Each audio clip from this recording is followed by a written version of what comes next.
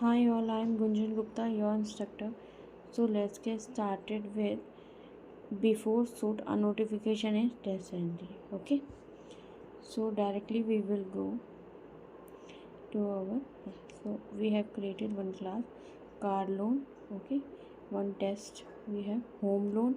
One test we have here, and personal loan with two tests here. And but we have one before shoot here. So this one will run when we will execute this. Okay, so see the output.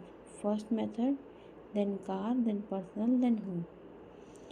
So before first method is executed, the first one, and then this car, then personal, then home.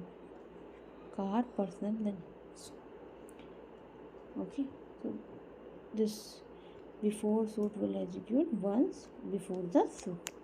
Okay, so thank you for watching my video. If you have any question, please do comment. Please subscribe my channel, do like my video, do share. Thank you. Bye bye.